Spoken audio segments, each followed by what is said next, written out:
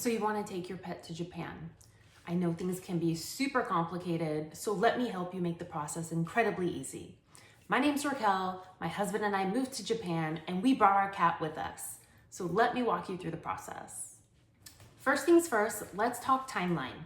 There's no way you're getting this done in 2 to 3 weeks. So please check the description below. There's a link to the website where you can double check all your information and you can double check what I'm talking about and you can find the forms you're going to need for this process. Now, getting started, you're going to need at least 180 days, okay, to do the complete certification process. And that's even cutting it really tight. You're going to need 3 appointments, okay, 3. First appointment is usually going to be an office visit, a rabies vaccination, and a microchip. All right, the microchip company is going to differ with whoever your vet provider works with. Ours worked with Home Again, and it looks like this. You get a little certification card. After you get out of this appointment, you still have to register your pet and your information with your pet on this card, okay, or with this chip. At the end of your first office visit or vet visit with your pet, you're going to want to immediately set up your next visit. This visit, I believe, is supposed to be about 30 days out. Okay, it's the least amount of time they can come in and have their second rabies vaccination. Okay, so please set that up with your vet prior to leaving that day. Within this second visit, a titer is also drawn. And what that is where they draw blood from your pet and they send it off for testing to make sure that the vaccinations that they've given are adequate. This will come back in a form of measurement, which will go on the paperwork to Japan. At the end of this 180-day period, you're gonna go in for your third appointment. This third appointment has a lot involved with it, okay? It's not only an office visit, but it's also gonna be for a health certificate. The health certificate helps your animal actually board an airline. The airlines will not let a pet on the airline without knowing if they're healthy or not. In other words, they wanna make sure that your pet not only is well enough to fly, but they don't have anything contagious, like a cold or a flu. This last visit is also where a lot of the paperwork prior is sent off to the USDA for certification. This is done by your vet, and your vet should get this paperwork done fairly quickly because the time frames are short. And that's where basically the USDA site goes on your paperwork and puts their stamp of approval if everything looks okay. Japan needs that final certification.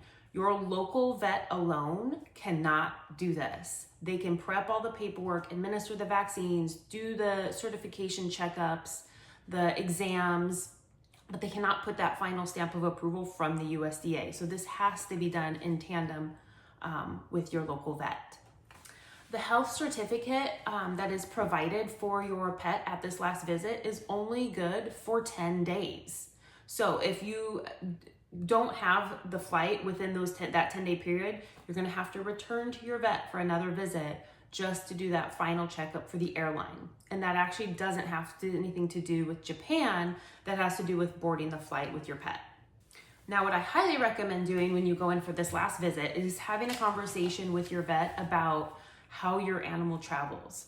I actually had traveled with my cat before. I had put him in for a couple road trips, and let me tell you, he just did not do well. And it wasn't that he didn't like the car or didn't want to go for a ride. He becomes extremely car sick. So I had this conversation with the vet, and we went through and I made sure that he had something to relax him for the ride down, as well as an antiemetic or an anti-nausea medication.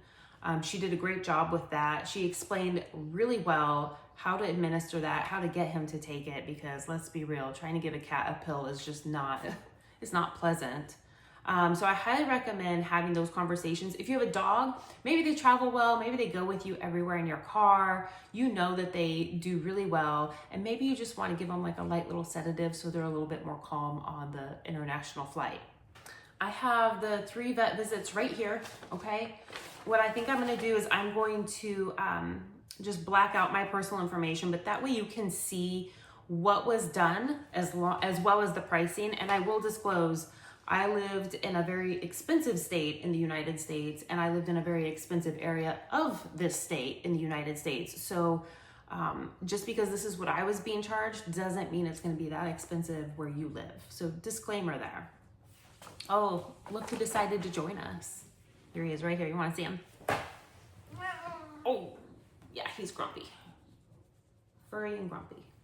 Okay, let's get to it. All right, so going back to talking about importing of an animal, traveling with an animal, the reason this is so particular and so important is you really have to go off the paperwork Japan wants in order to get your pet into Japan.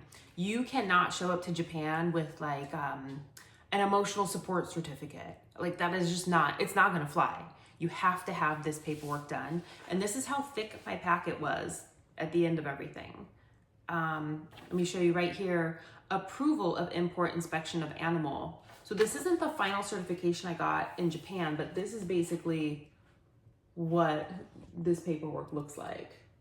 And this is what you're gonna wanna take with you. I'm gonna go through this and probably do the same thing with this paperwork so you can see what it looks like when it's filled out.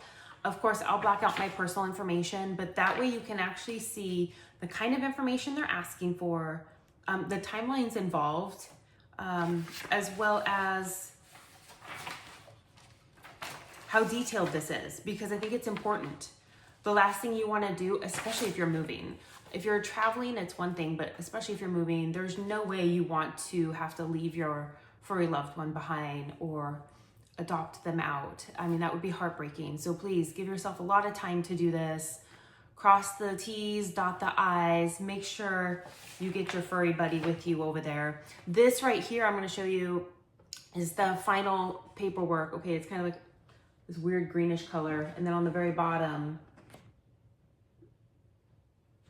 that stamp of approval for your animal, okay? So you wanna hang on to this. Let me talk for a brief moment about finding a vet that knows how to do this process. I adopted our cat when he was a little bit later in life. He's about 11 years old. Oh, there he is. He was already, he had already seen other veterinarians, so I had to go back and look for his records and have those forwarded over to myself and the vet that I ended up finding in my area that knew how to do this. And let me tell you, it took a lot of phone calls because they don't all do this. If you call up your vet or if you ask your vet that you already have, hey, do you certify for travel? They're all going to say yes because they're thinking state to state. They're thinking Oregon to Utah or New York to Florida. That is not good enough. They have to be able to work with the USDA and work with those offices. So please be very specific in your verbiage when you ask. I highly recommend the verbiage be something like, do you certify pets for international travel to Japan? Okay, because knowing that Japan is an island nation, they're gonna know that it's gonna be strict and that the paperwork is gonna be more than what they're used to. Save yourself some time, be very specific with your verbiage, and get straightforward answers. So I had probably called about 5 veterinarians before I had a veterinarian tell me, hey, I think I know somebody who does this. And she referred me to a vet who did. So thankfully there was that little, the reference was there. When you finally find this vet, you're gonna wanna make sure that you bring whatever paperwork you already have on your pet with you or send it to them via email. That way they have the records, they can look at it prior to you getting there and have a bird's eye view of what needs to be done in accordance with what will need to be done going forward. The other thing I recommend doing is prior to booking your plane tickets, make sure you do due diligence on the airlines that allow pets, okay, or that take pets, because they are all different. You may find a banger flight, like on Zip Air, where you're like, oh wow, it's only, $400 to fly there, but they don't take pets at all. So you'll have wasted your money booking a ticket where you can't take your pet with you. I ended up choosing United Airlines because I liked their pet policies and because they allowed pets to fly in the cabin. And I wanted him in the cabin with me. I really did not want to put him in cargo. Lots of reasons for that. The other thing I'll put a link up here for you is the carrier that I ended up taking him in was great. Like, it was a godsend that I found it. It made it very comfortable for him to ride in. It made it very comfortable to get him through the airport without struggling. It's really cute. I'll just put up a picture of it. It's a soft case and the sides folded down on it. And he could have like some lounge room in there while we were, waiting in the airport to board the plane. He didn't have to be super cooped up in a tiny little space for the entire travel period. So that's basically it in a nutshell. Tried to make it as simple as possible so it doesn't sound as intimidating and you can start tackling this process. Please, if you have questions, formulate your question as concisely as possible and I will try to get you the most straightforward answer possible. Okay, I really want this to help people. Hope you liked this video. Comment, subscribe to the channel. Would love to see you guys over there. Bye-bye.